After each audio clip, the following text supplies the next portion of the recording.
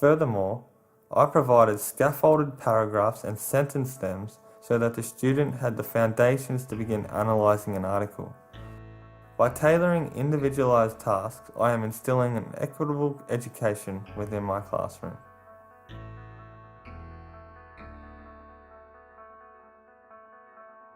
A teacher that delivers content in an enthusiastic and passionate manner will engage more students than a teacher that is monotonous.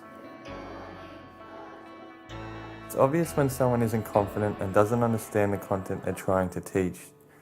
A classroom of students won't see the significance of the learning if a teacher gives this impression. Effective teaching also means facilitating the learning of our students and allowing them to explore the content.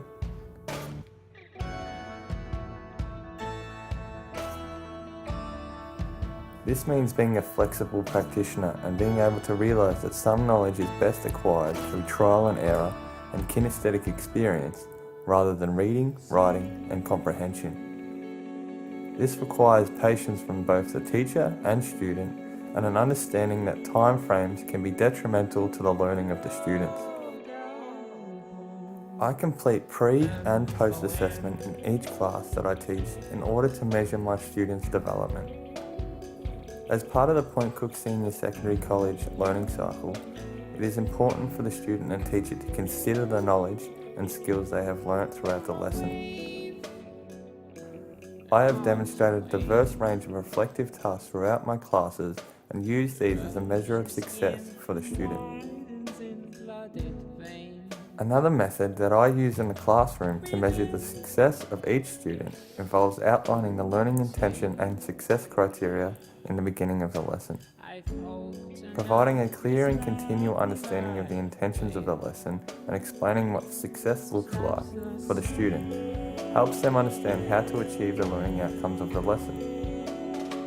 I know that my students are learning and developing because I am confident that my extensive planning, which entails unit plans and lesson plans, are closely linked to either the Victorian curriculum or learning outcomes for VCAL.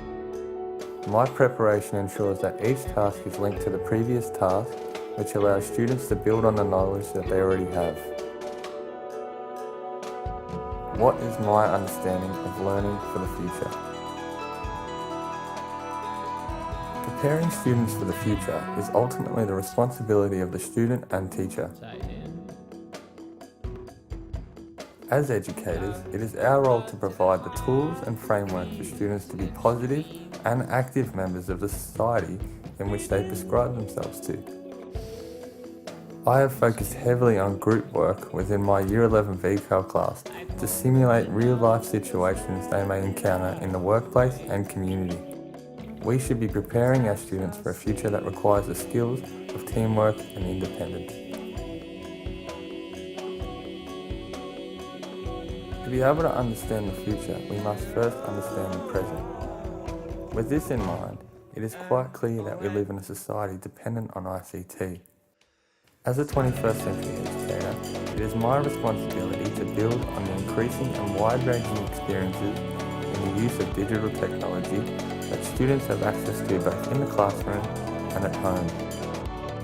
Providing opportunities for students to learn in multiple ways and multiple spaces creates 21st century learners equipped for the future.